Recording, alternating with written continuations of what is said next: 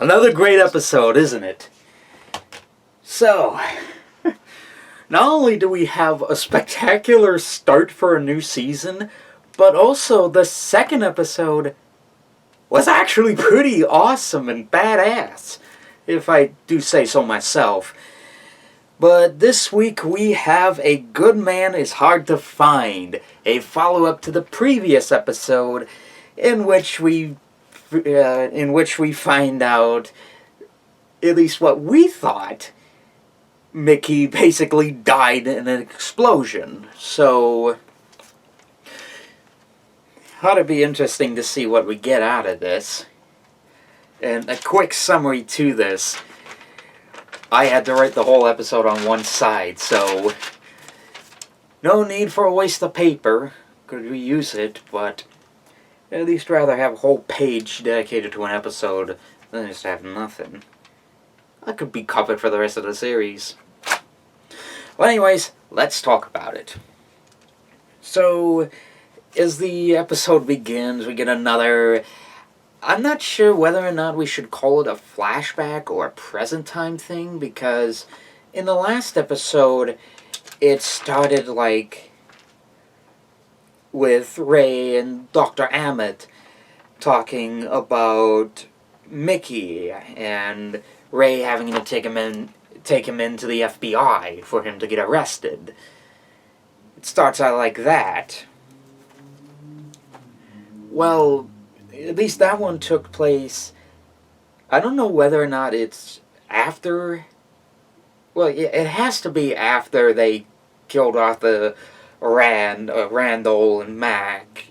Technically they didn't kill Mac, but let's just get back to the case. I have no clue where this is supposed to take place. Whether it takes place right after, like, Ray takes him in, but then it jumps to years later when the heads pop up again. But, again, let's just see what we've got this week. Him and Dr. Ammett basically hears about Ray's past, especially with his mom passing away.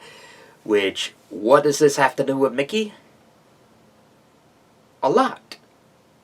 And in a very dark tone. So dark that, thankfully, this video's up on BitChute and library, just so it can be less of a pain to try and get through this YouTube system. But anyways, basically it's all Mickey related, how there was an incident where his mother was dying of cancer and Mickey's just there doing inappropriate stuff. You know, at that time, when Ray was a kid, basically Mickey was ahead of the crime and doing drugs and all that fun stuff. But we fade out of that, and then we focus on where the bus full of people, of the prisoners and the bus driver, have died, and all the bodies are being counted, and Ray is still at the prison, has to pick up Mickey's stuff, signs for it, looks through the whole thing, looks in his wallet, there's Clover. Again, foreshadowing. It means, I don't know. Probably Ray was lucky that he died, who knows. But to quickly catch up with some of the events that happened in this episode, Ray checks on the kid, does well. The wife agrees to the pension stuff, and Ray has to go in and retrieve it. And then what we wind up seeing happening is Ray tries to call Terry, because, you know, Terry was in that little cult thing from last week where he tripped out and saw Mickey die, you know, that place. But determining to proceed from all this, we see that every member is affected by all of this, and, well, Terry doesn't notice till later, and then it leaves up to Ray to forge a crime scene. And then, preceding that, they now have to find a way to throw off the detectives whom are examining the Donovan family for the crimes that happened in the last season. Again, Ray is trying to make the scene, at least forge a scene to throw off the detectives. And there's another scenario, but we'll get to that in a moment.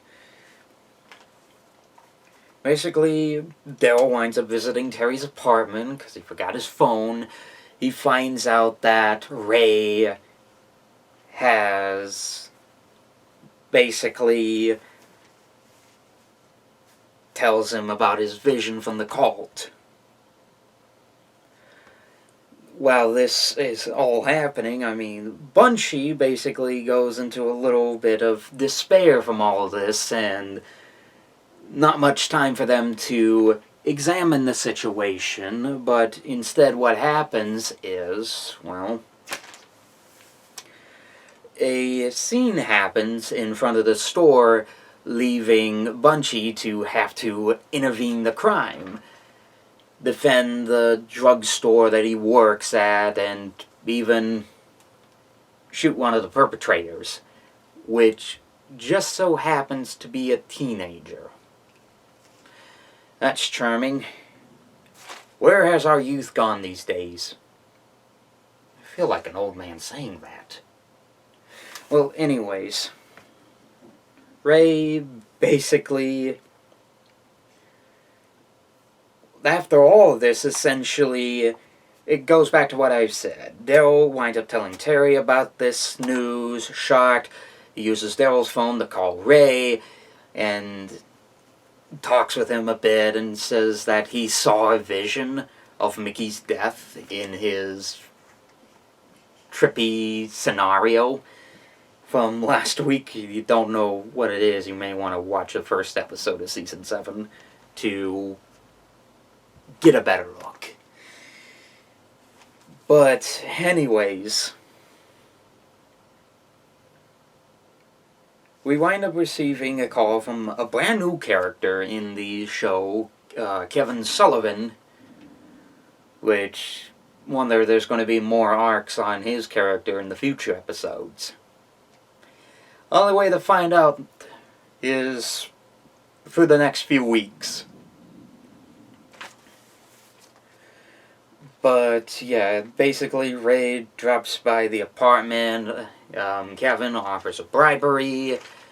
Ray basically denies him, and Mr. Sullivan just flat out calls him a monkey. Interesting insult right there. Proceeding with that, Bridget and Lena drop by musician's studio to, again, forge another scenario that happened around the time of the crime, of where Randall, and you get the picture. Essentially, they have to forge some tickets that they went to for a concert to, again, throw off the detectives, to which the main lead, the head of the business that's looking after Ray, basically just steps in and it's just like, where were you? We were at a concert. Well, do you have the tickets? Yeah. Alright. Basically does that. It fools them, of course. We then get to, again, another scene with Dr. Ammett and Ray, for Ray's basically talking to the doctor about his father, and he then Ammett realizes, have you been drinking?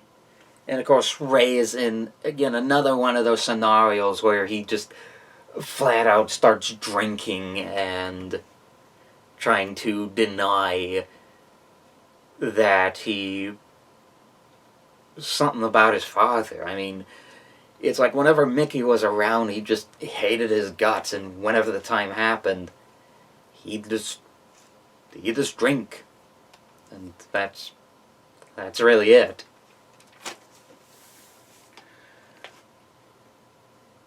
But of course, Ray leaves the appointment early, before the hour's even up.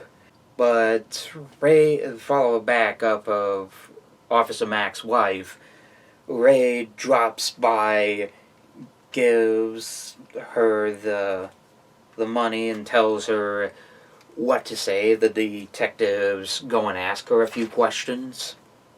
So there's that. But we also have the situation where the kid's in a little bit of despair, realizing he lost his father. Which,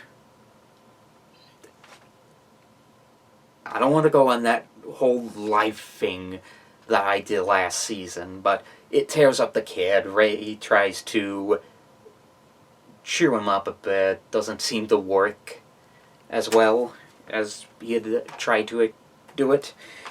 But the next portion of the story, to try and wrap it all up, Lena drops by the motel, goes through the cameras, removes all the parts with Ray and Mac and all that.